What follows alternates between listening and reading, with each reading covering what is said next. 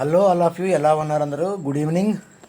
ఈరోజు మనం నేర్చుకోబోయేది ఏంటంటే, కొత్తగా ఫార్మాట్ చేయనటువంటి పీసీలో లేదంటే కొత్తగా వచ్చిన కంప్యూటర్ ల్యాప్టాప్లో మీకు డెస్క్టాప్ ఐకాన్స్ ఏవి కూడా ఉండవండి.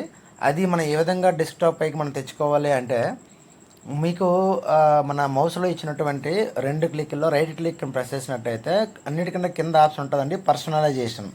దాన్ని ప్రెస్ చేసినట్టయితే మీ ముందుకు వచ్చినటువంటి విండో ఓపెన్ అవుతుందండి. దాంట్లో థీమ్స్ అని చెప్పేసి మీకు లెఫ్ట్ సైడ్లో ఒక ఆప్షన్ ఉంటుందండి, థీమ్స్. ఆ థీమ్స్ని మీరు ప్రెస్ చేస్తే మీకు వేరే విండో ఒకటి ఓపెన్ అవుతుంది, మన వీడియోలో చూపించినట్టుగా. దాంట్లో ఏంటంటే ఒక డెస్క్టాప్ ఐకాన్ సెట్టింగ్ అని చెప్పేసి మీకు రైట్ సైడ్లో పైనుంచి ఫస్ట్ ఆప్షన్ ఉంటుందండి, డెస్క్టాప్ ఐకాన్ సెట్టింగ్ అని చెప్పేసి. దాన్ని మీరు క్లిక్ చేసినట్టయితే మీకు ఒక డైలాగ్ బాక్స్ ఓపెన్ అవుతుంది. జస్ట్ లైక్ నేను క్లిక్ చేస్తే ఆ పక్కన చూడండి, ఒక డైలాగ్ బాక్స్ ఓపెన్ అయింది.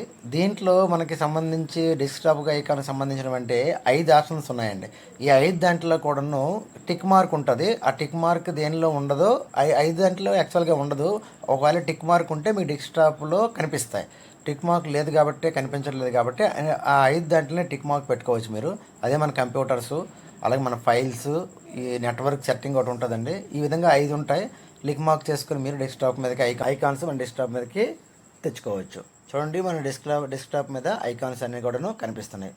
Okay friends, thank you so much for watching this video.